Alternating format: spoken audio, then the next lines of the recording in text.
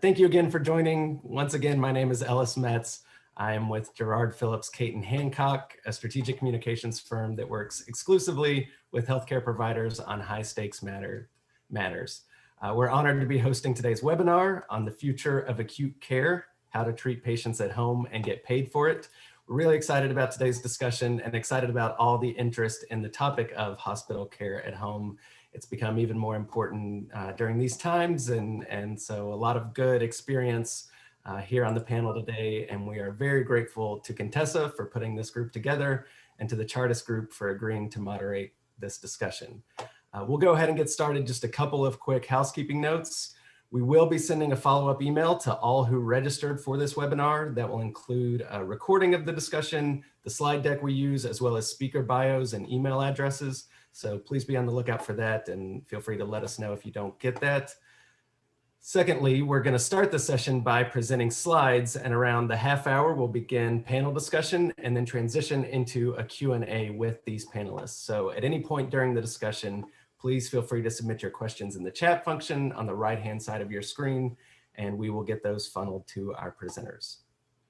All right, I think that's it. Thank you again for being here. And without further ado, I'll turn things over to Dr. Roger Ray, Chief Physician Executive at the Chartis Group and moderator of today's discussion. Dr. Ray. Thanks, Ellis. And let me add my welcome to his. Thanks, everybody, for being on this webcast. We know how precious your time is. We know how compacted your schedules are. And it means a lot that you're desirous of spending this hour with us, talking about a very important topic. You know, this topic has been out there for years. Most of us know, some will learn, but there's no doubt that the pandemic has been catalytic as it relates to this topic being front and center. And of all of the innovations that are on the table right now to make things substantially better for healthcare and its patients, no doubt that this is one of the most impactful ones. I'm delighted to be able to moderate today a panel of true experts.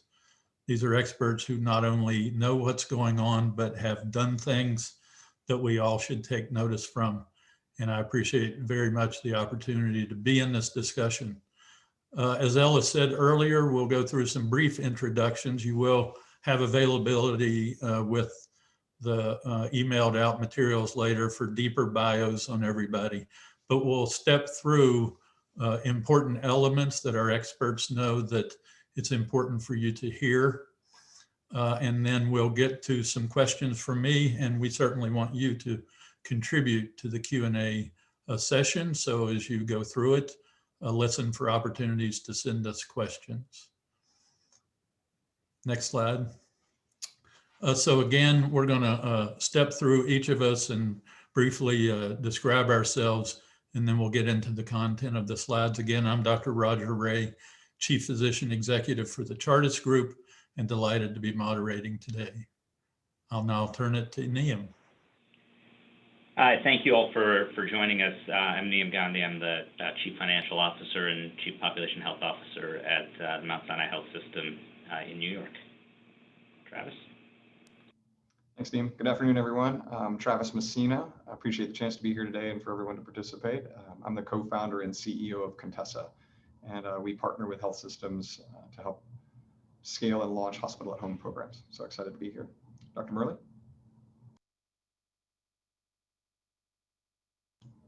Dr. Murley, I think you're on mute.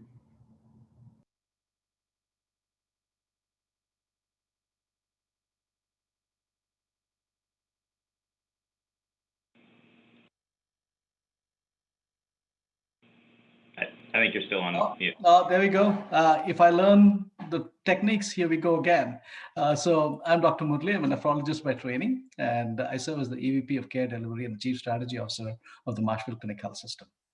I just wish that Travis had lifted his mug which says you're mute, and I picked it up a little late. I'm sorry about that. Yeah, so let me take the discussion and anchor you to the present, which is a typical hospital episode. And I'm assuming that all of you have had this experience at birth or have been involved in care from a hospital perspective. So starting off on the panel, you have a patient being admitted to the ER. Obviously, the chaos of the ER, the adrenaline, the rush, and all of the things that go in, including the wait time at the ER. Transitioning to a really quiet room that is restful with buzzing alarms, interrupting nursing staff, blood pressures taken 3 to 4 times a day.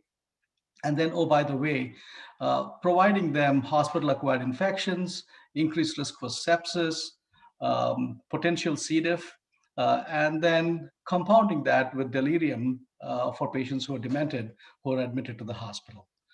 And then you transition from getting better in a room where the cost of the room is much more than the cost of staying in Burj Khalifa, a 7-star hotel in Dubai, and transition off onto a wheelchair to the post-acute space, again, going to an area which is very uncomfortable in that entire process. So that's a typical traditional hospital stay that we're all used to, something that we've been doing for more than a century.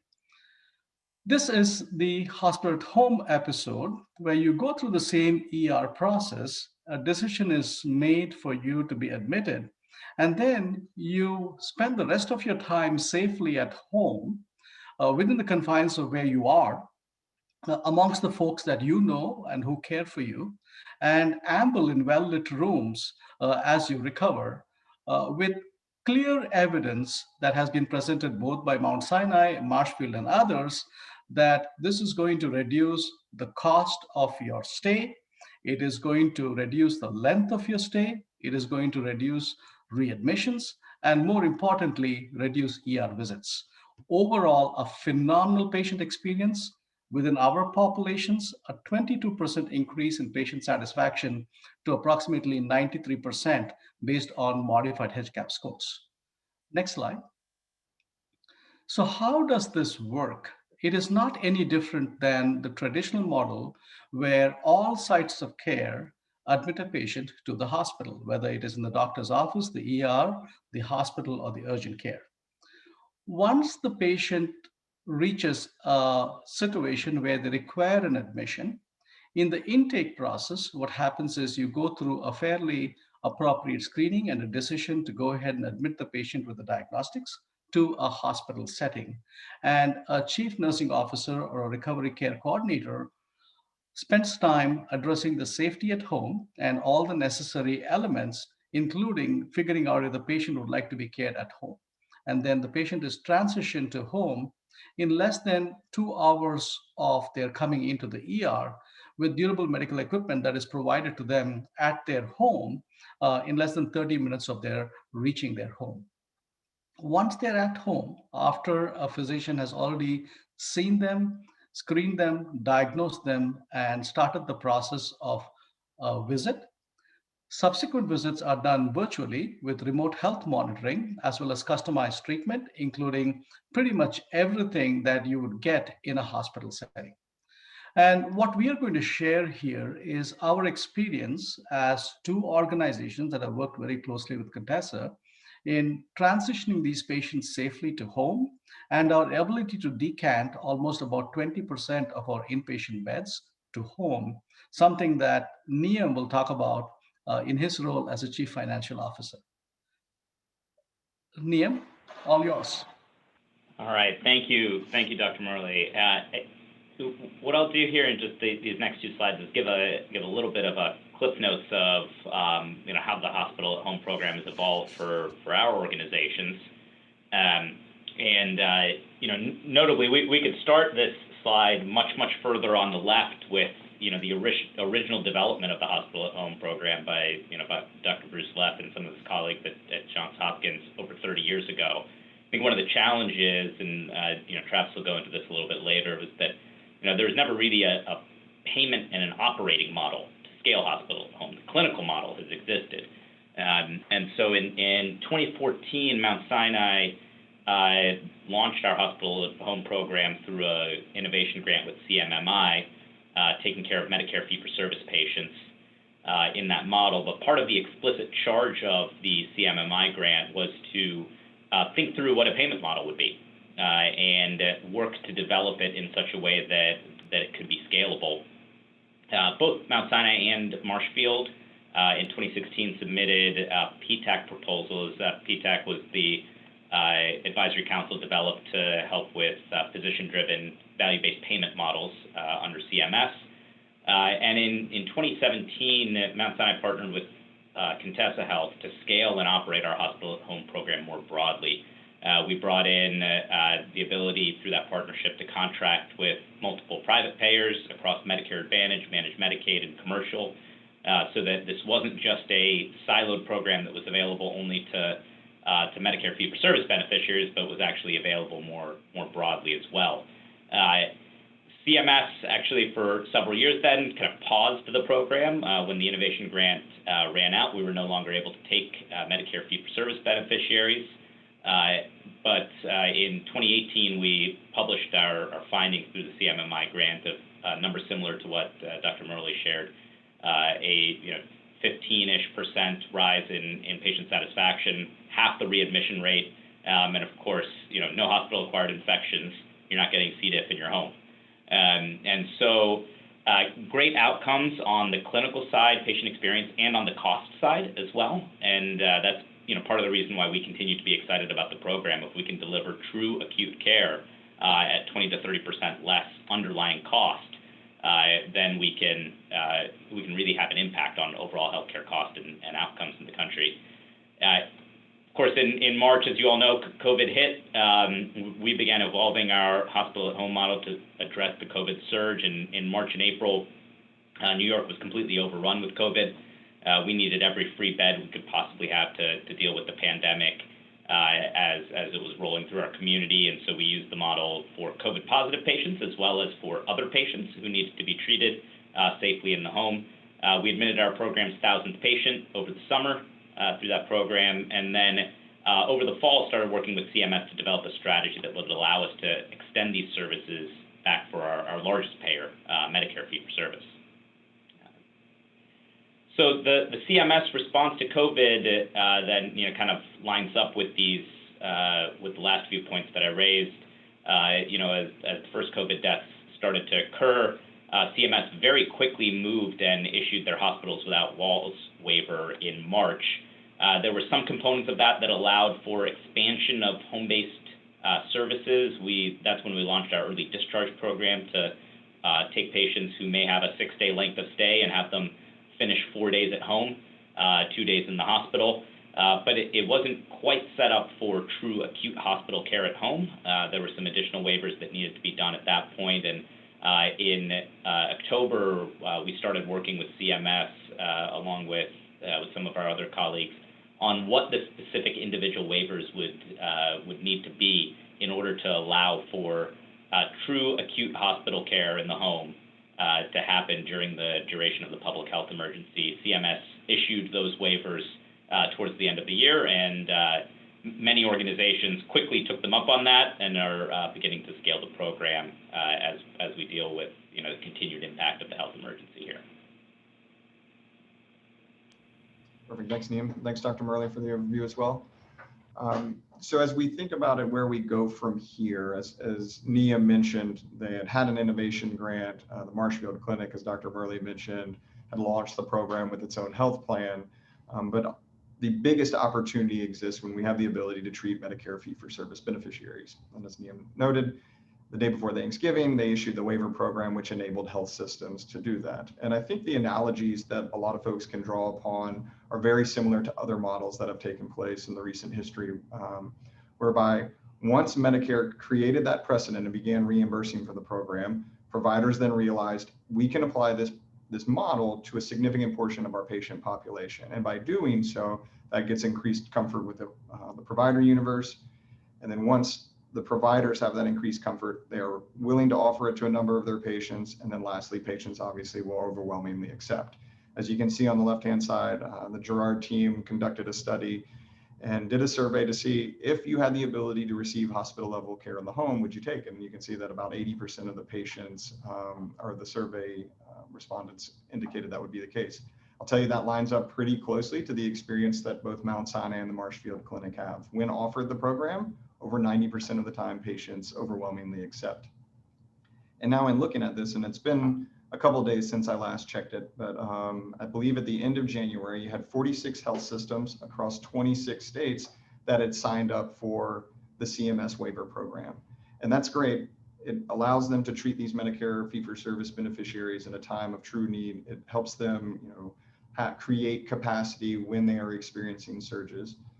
The waiver is only for the duration of the public health emergency. And while that is helpful, if you're truly interested in hospital level care at home, you have to think about how can we have a sustainable and scalable program, and thus do we have the ability to extend that to managed care organizations that cover you for your traditional hospital services. So here's a smattering of the logos of those that have signed up and have been approved and are offering the program. I think that that's a true testament to the fact that health systems are interested in creating a new service line that enables them to render that level of care in the comfort of patients' home.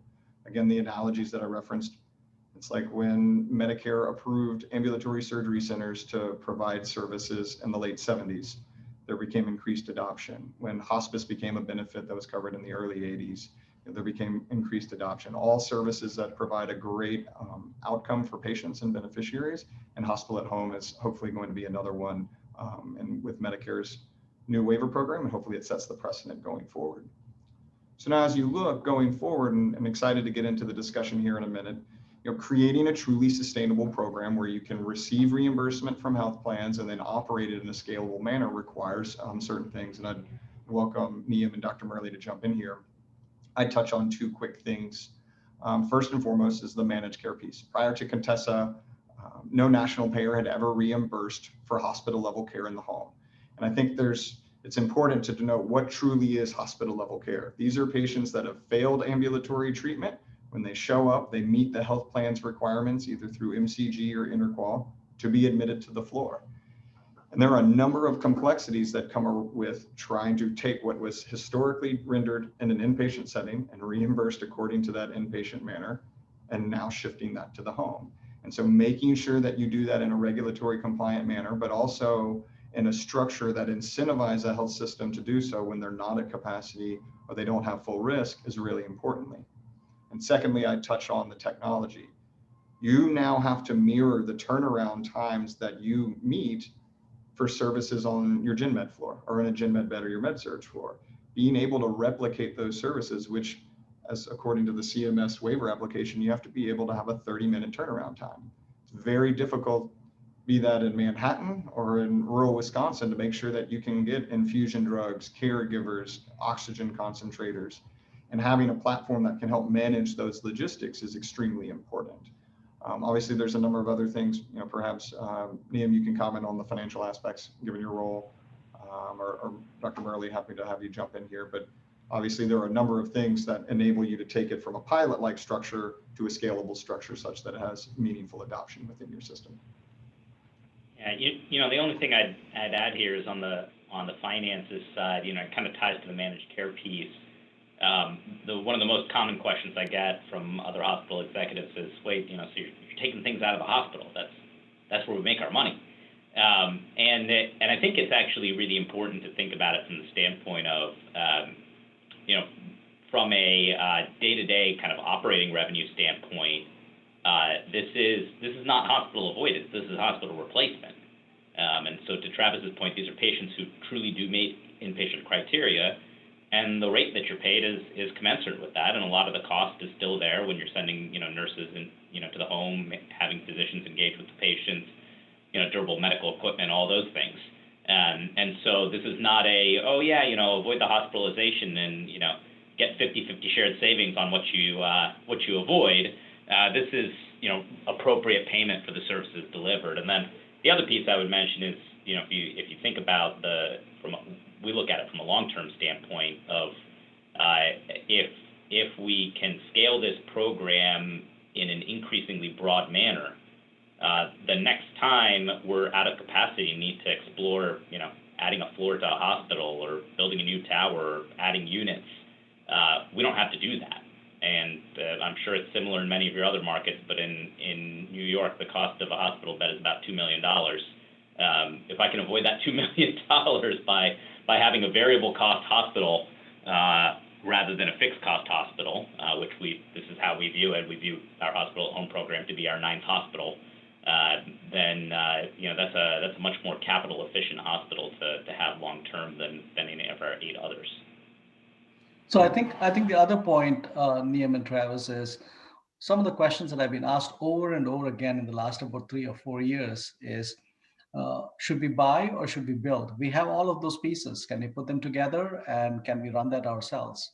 And here's my advice, which I've given to my teams, is that if a wheel is available on the shelf, it is easier to buy that as opposed to reinvent the wheel. The steps that goes into reinventing is tremendous. And the lift that it takes to get this all put together from the technology standpoint, as well as creating very, very safe guardrails under which you can provide hospital level care at home is immense. It's not visible till you get started. And so this was the same discussions we had with Dignity in Our Common Spirit, Ascension, several of the other groups that joined, that realized that even though they were large health systems with $20 billion revenue streams, they basically realized that it is much easier to pick a partner who knows what they're doing as opposed to go and reinventing the wheel yourselves. So I think, Travis, that addresses the question about technology and resources. Roger, I'll turn it back to you. I think that covers the prepared remarks, but look forward to getting into the discussion on the Q&A. Great. Thanks very much for that, Travis. And just on behalf of everybody, I want to congratulate you all for what you have accomplished, each of you individually, how your expertise within the subject matter, as well as what your organizations have had the vision and the wherewithal to accomplish. It's really quite impressive. Couple questions to begin with. This is for any of you who would like to answer. In your experience so far, is there a rough breakdown of what to expect of where hospital at home service patients come from? One segment being doctor's offices, one being ED, one being out of an hospital inpatient unit. So maybe I'll take this, Roger. From the standpoint of care, your ability to catalyze the total number of admissions to hospital at home happens when you bring the ER into that, whether it's Mount Sinai's experience or our experience. Till we had the ER element, we couldn't grow it as rapidly as we would like. And that was during the early phases of the education. So if I think about how many admissions come in our institution, approximately about 10% comes in from the doctor's office, between 30% to 40% comes in from the urgent care, and 60 to 70% comes in from the ER. And I think that 60 to 70% addition gives you the boost. But once people recognize the value of what it can provide, then the numbers from the urgent care as well as the doctor's office go up because you are trying to avoid an ER admission. Yeah, probably the only thing I'd add is if you look at, it's going to vary a lot by geography based on how patients behave. And I think that's probably worth thinking about. My guess would be, for us, the numbers are very different. The vast majority comes from the ER. But then my guess is also, if you look at one of Marshfield's brick and mortar hospitals, they're getting more direct admits from physicians and more direct transfers from urgent care.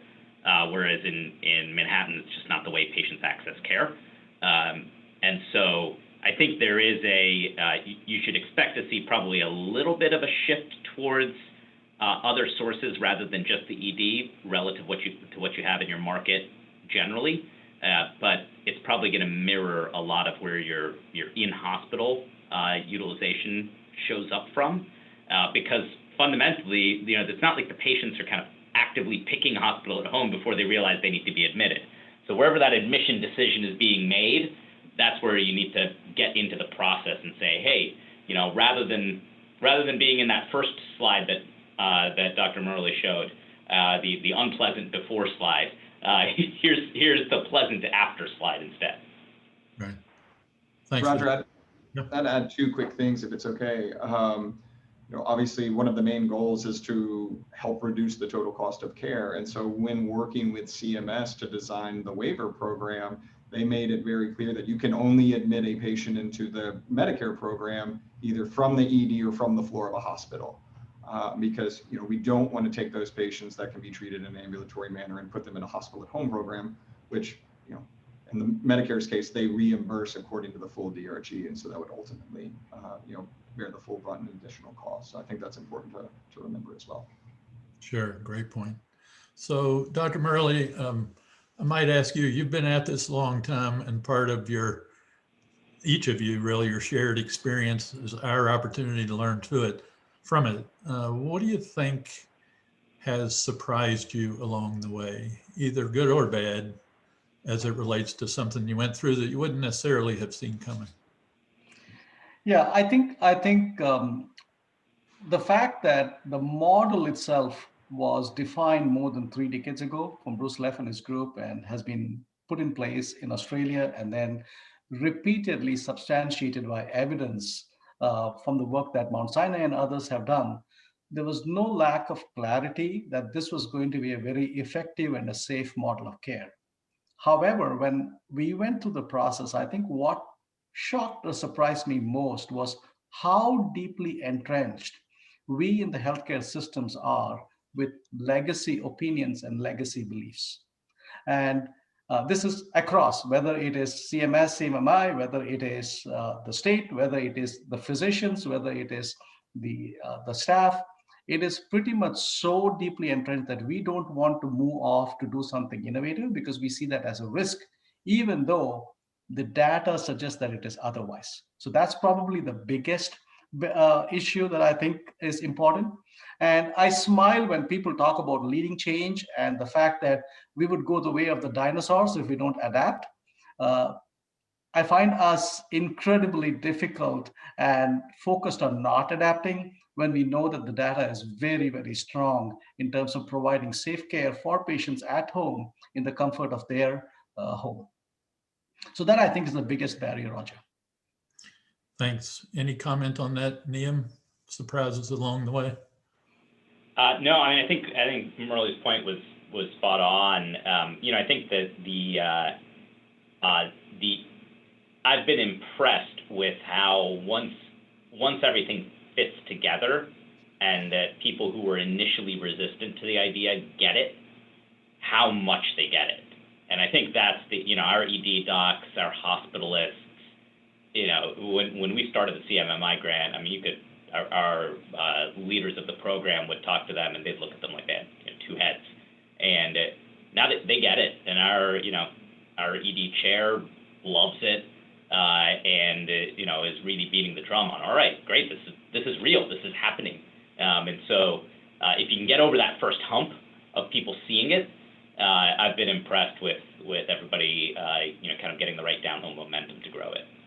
So I think the other point, Roger, just if I may add, is if you just reflect about it for a second, with all that has happened with respect to, say, Grubhub or home service delivery for meals, so on and so forth, what surprised me most is that it is so much easier to deliver pizza in the rural cities, than it is to take care of durable medical equipment out to their home. And people don't recognize that. And that's an important piece to keep in mind when you're trying to have a partner to help you with the process, because it takes a lot of energy and effort. So that's another factor that surprised me. I thought it should be a piece of cake.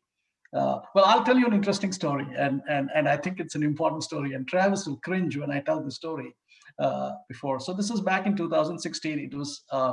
It was winter, and we were in the process of a hospital acquisition that you see in the background, St. Joseph's, which is the 3rd largest hospital in the state of Wisconsin. And my CEO, Dr. Turney, said she would like me to visit Chicago from Wisconsin in the middle of winter. We had had a snowstorm just around that time. And I said, Sue, there's a lot here. Is it really urgent? And she said, no, you need to come and meet this guy. This guy is proposing something that is very, very important. So I visit Chicago, driving probably 6 hours, what would not normally be a 4-hour drive. Join Travis and Sue for lunch. And here I see a young whippersnapper who's sweating in his palms, trying to make the case that this is the model that we need to adopt as a health system. And I stepped out of the lunch and I told Sue, I said, Sue, your best dreams are going to be my worst nightmares. The question is, how do we go about implementing it? And she said, you can make it happen. And boy, she was right. I think what we were able to achieve, and then subsequently what I see now, is a phenomenal piece. Literally 20% of your inpatient stay can be decanted. And that has impacted our designs of hospital build. For instance, in Eau Claire, when we initially started our numbers, we thought we needed 200 beds. We brought it down to 80 beds. In Minocqua, we thought we needed somewhere in the range of about 40 beds. We brought it down to about 16 beds. So your capital investment is something that you need to keep in mind. And renovation always is going to happen. Sure. Thanks for that. And it's a great story. Travis, a question for you. You know, my sense is that the discussion of this within the Medicare realm is, is understandable at this point, at least. It seems like dealing with this in the managed care realm is another order of magnitude of complexity, probably importance. Could you speak a minute to how things are going in that domain, and particularly why does it seem to be so difficult, and how you all think about that? Absolutely, Roger. That's a great question. I mean, I guess at the highest level, when we think about it, obviously we wanted to make sure that we could take the program from pilot and grant-like environments like Mount Sinai had run and Johns Hopkins had run, and take it to sustainability. And so in order to do that, obviously, you have to secure reimbursement. And I can't underscore the complexities of trying to secure reimbursement for hospital level care at home, especially within the highly regulatory environment of Medicare Advantage.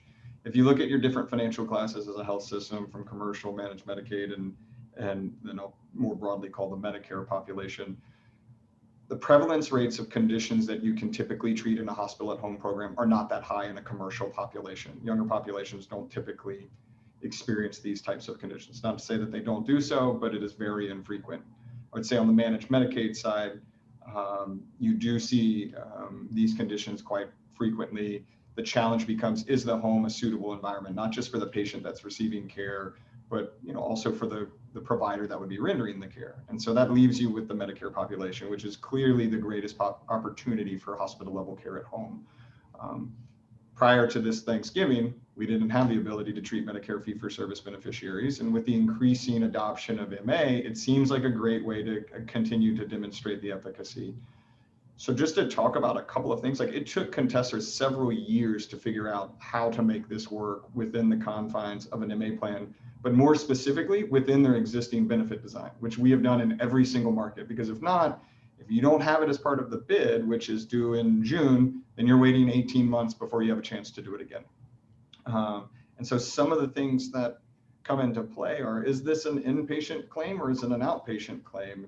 And there are specific parameters and very intricate technical requirements about how much can be paid with specific codes. And then the patient or member's cost share that goes along with that.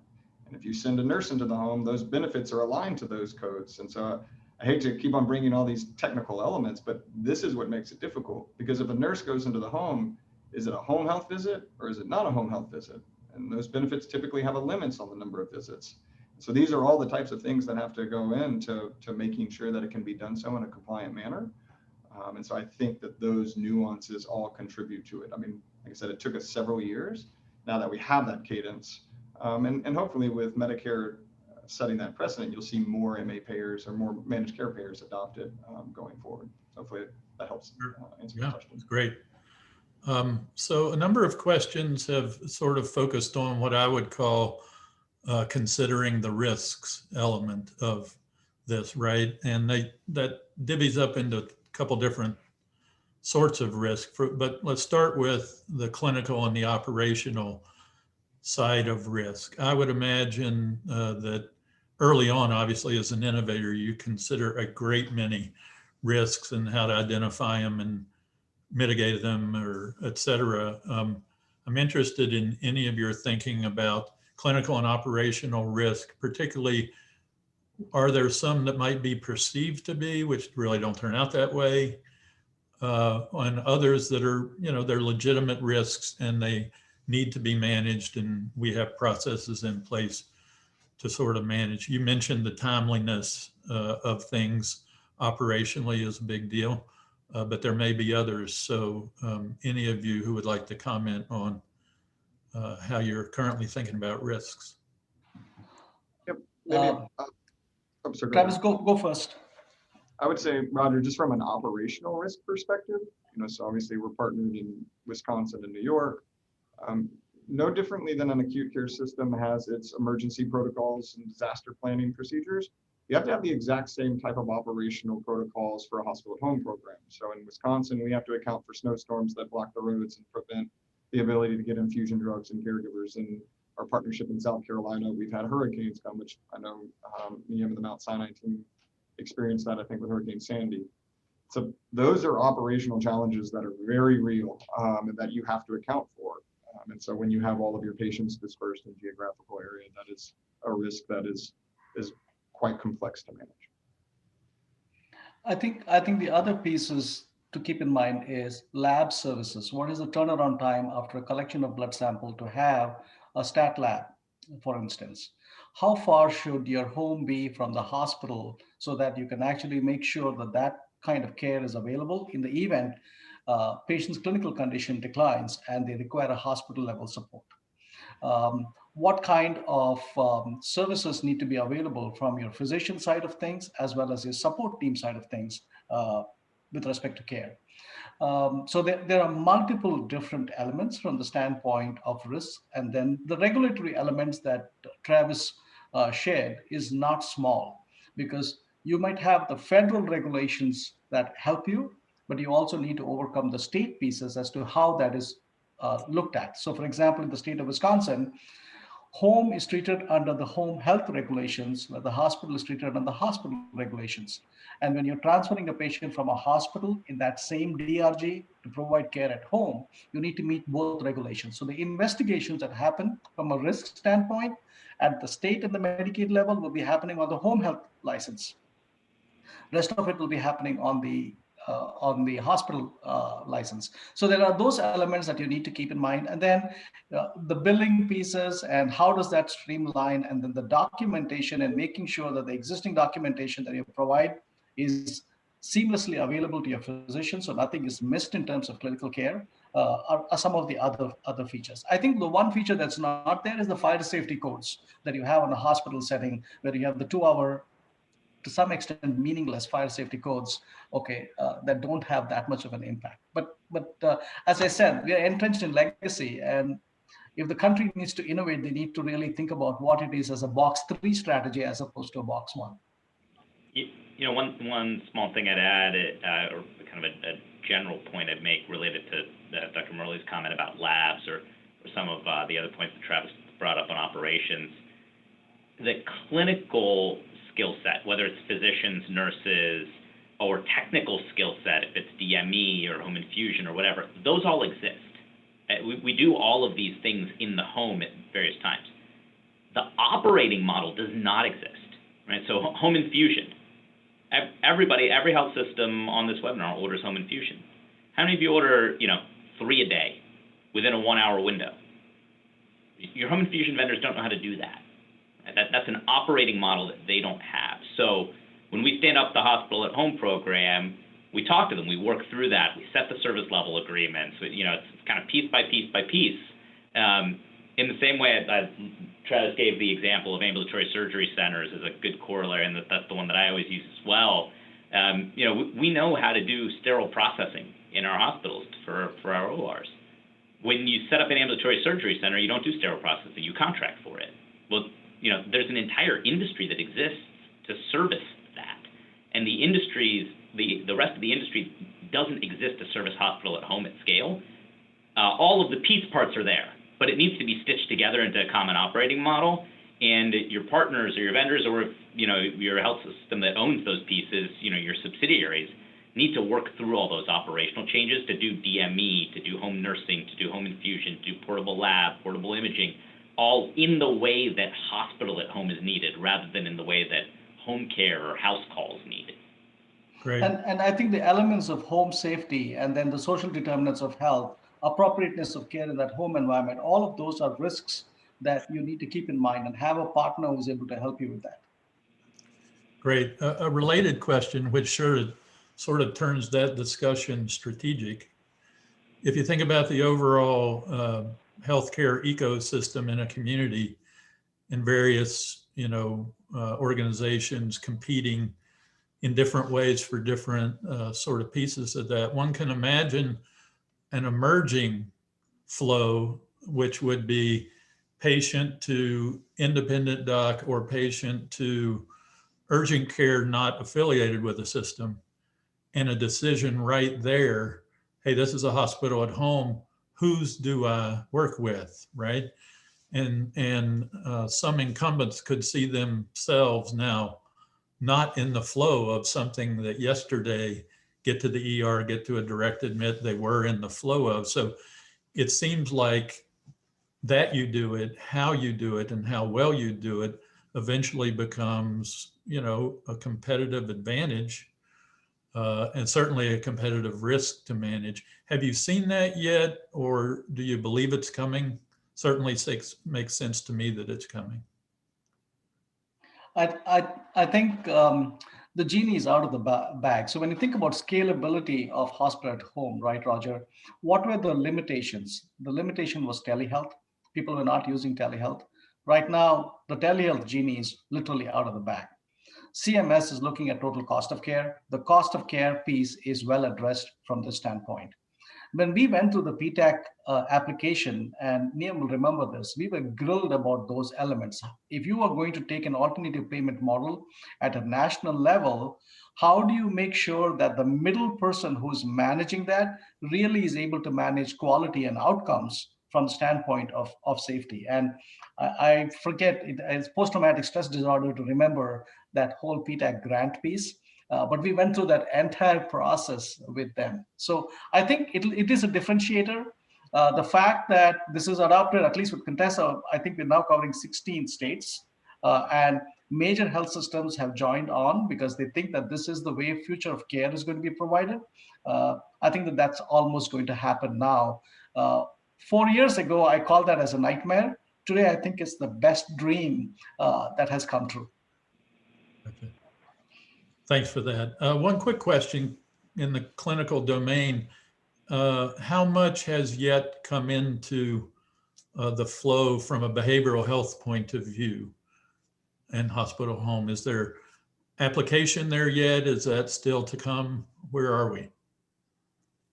I'll go first. So Roger, we have yet with some of our partners to launch a behavioral focused. It actually is a current exclusion just because of some of the challenges that exist to ensure patient safety and also provider safety in the home.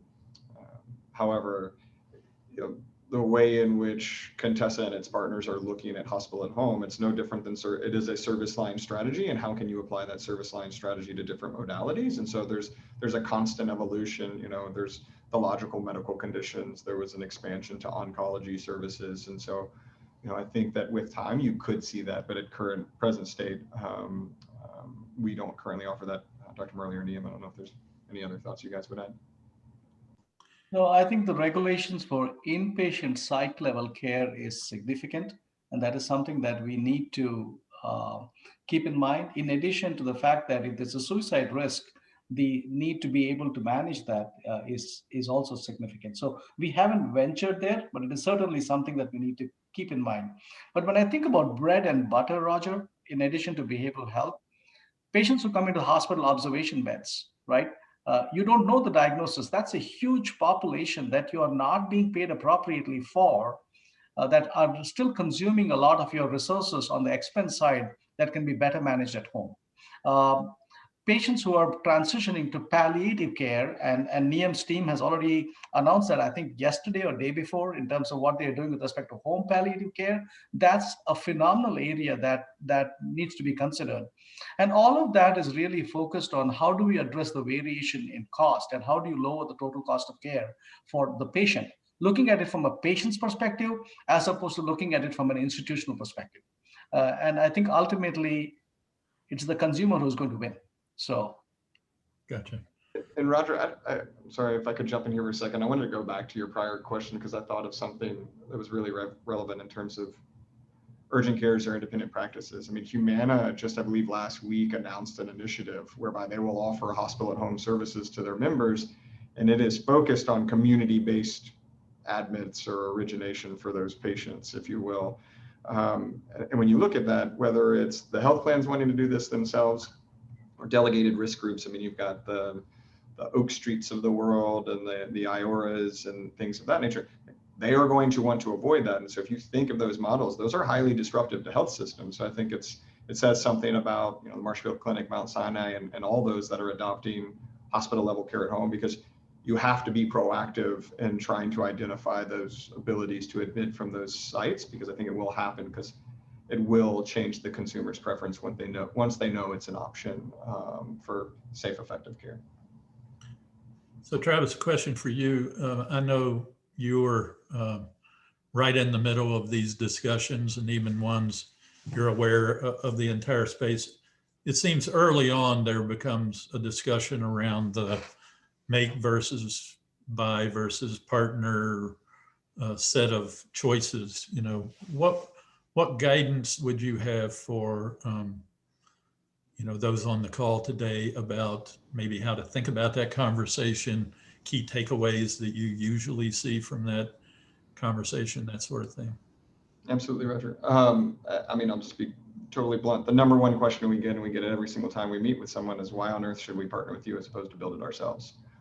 Which is a completely fair question. And I think the questions that you need to ask yourself, and one of our partners from Dignity Health, he runs the innovation department. He says, hey, the ability to innovate is to execute at scale, right? Like, that's the key component of it. How do you do this? Can you do this for hundreds of patients a month? And so I think, you know, do you have the appropriate resources to dedicate a team to this and do it day in and day out, and not do it off the side of your desk? Because, you know, public health emergency aside, health system team members are taxed significantly. So making sure that you have a dedicated team to build this service line, because again, it is a service line initiative. People aren't going to launch a hospice division off the side of their desk, or they're not going to launch a home infusion division. So I would make sure that you have the appropriate resources. I would make sure that you have the cultural buy-in, because as Nia mentioned, when you bring this to the P&L owner of the hospital and say, hey, we're going to take patients that we can admit to the floor, and you can drop a DRG and get reimbursed for it, and we're going to send them home. That takes some wherewithal to get on board with that, not only from the administrator's perspective, but also from the clinician's perspective. So I'm not a clinician, I come from a family of them. And I remember telling one, hey, I'm going to go start a company that focuses on patients that have CHF and COPD and send them home. And they said, no, those patients need to go to the hospital. And we encounter that every single day. So the cultural element, in addition to the administrative element.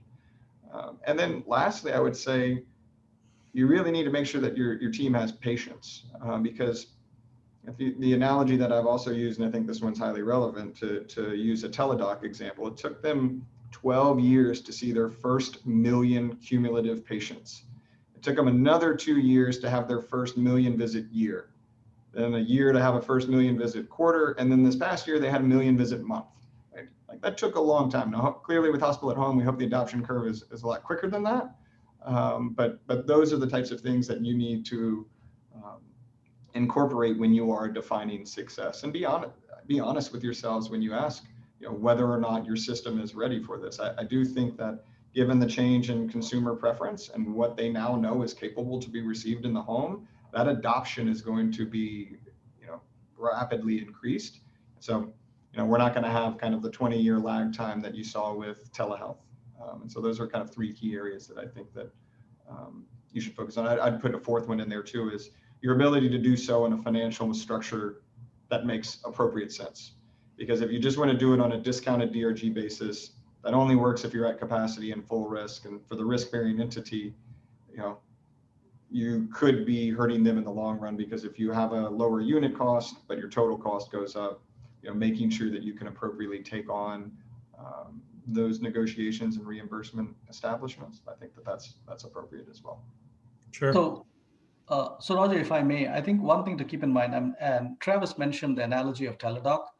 The win for Teledoc, the way I see it, is that there's end-to-end encryption of the entire piece. It is beautifully organized, and it's taken them years to develop that.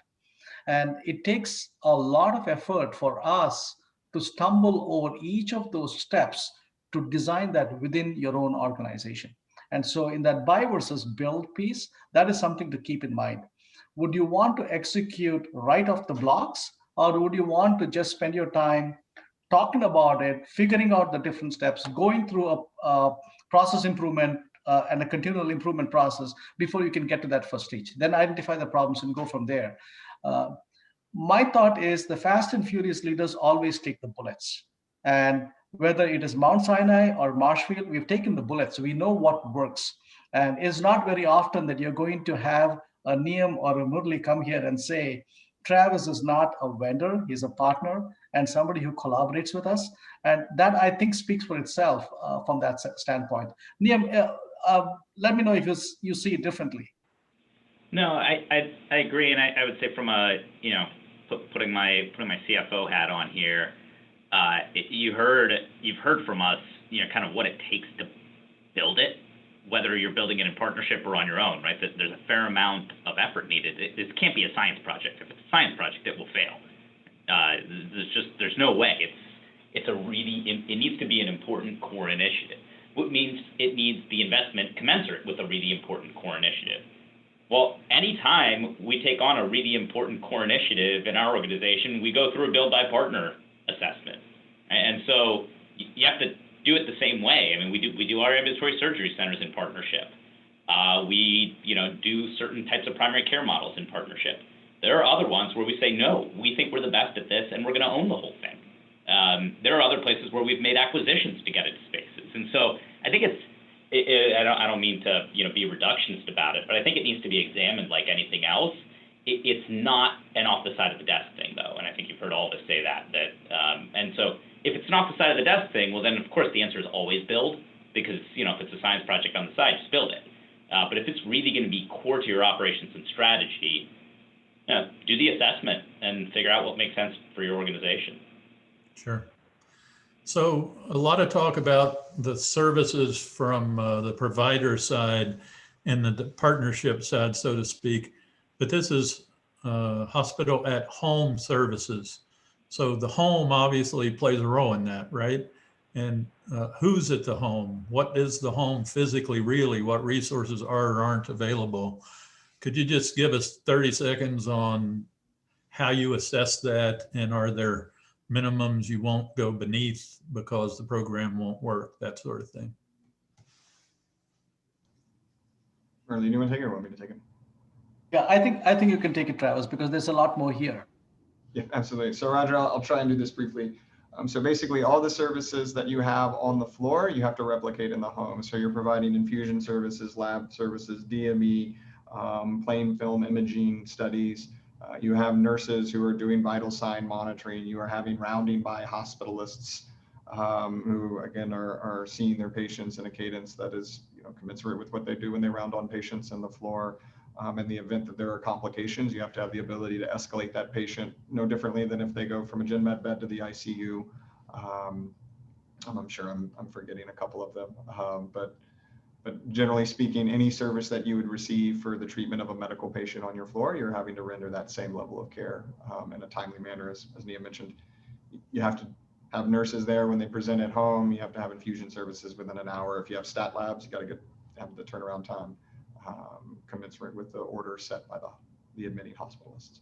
Yeah, and I'm sure there are requirements about how much room does the home have to have? Do they need a full-time family member? Or their minimum? There must be several minimums that track with that. So. Absolutely, sorry about that. Yeah, so when a patient is enrolling in the program, there's a detailed health and home assessment, which is a verbal survey.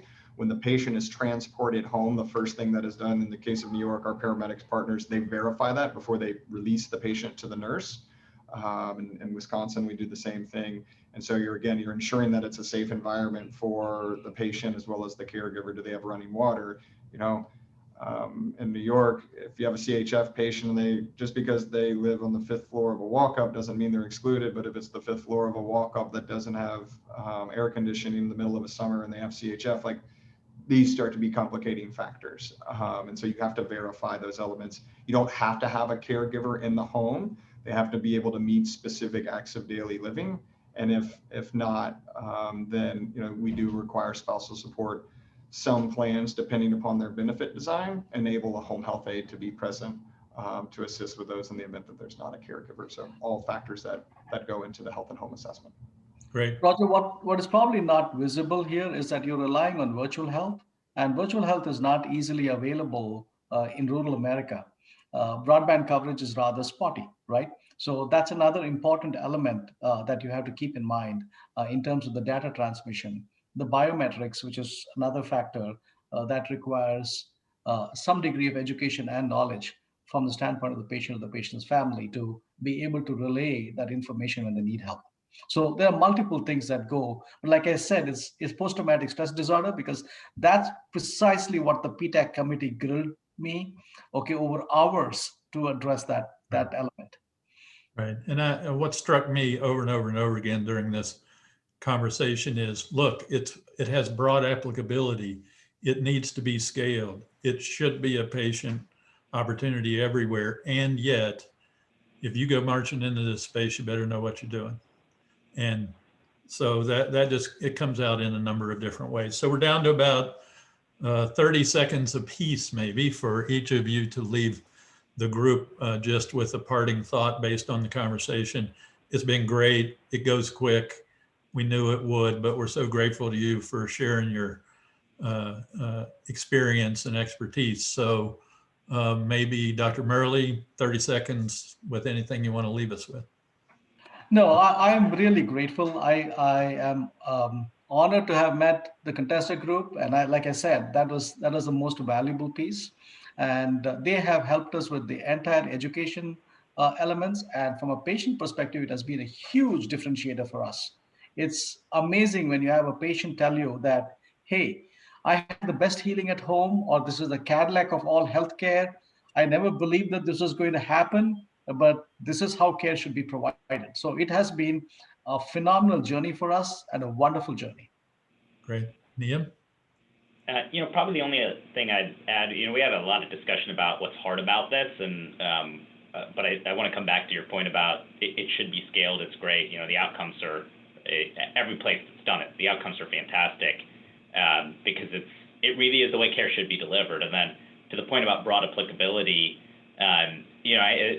one of the other brain damage parts of the PTAC proposal was all these questions about, well, is it really? We got the questions. The Mount Sinai team said, well, they told us, well, can you do this in a rural environment? I know you guys are in an urban environment. Meanwhile, Murley's on the phone with them, and they're saying, hey, I know you guys can do this in in rural Wisconsin.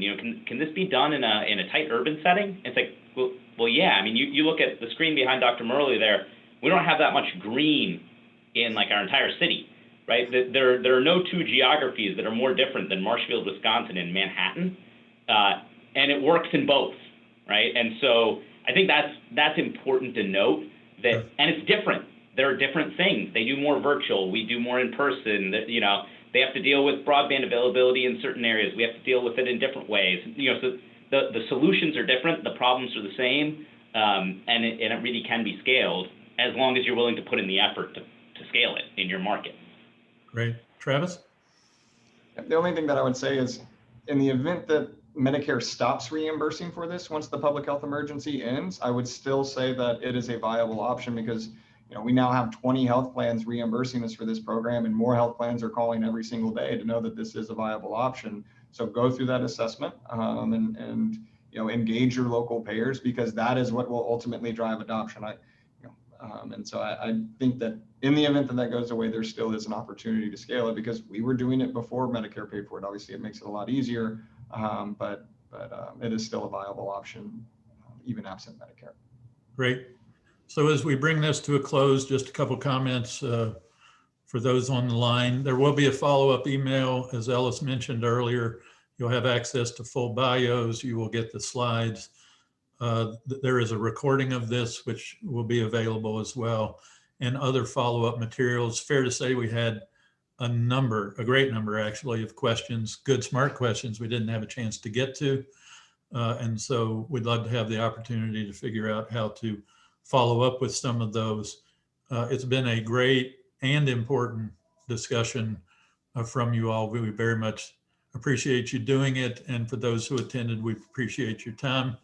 And with that, we'll close the discussion, and thanks for what you do.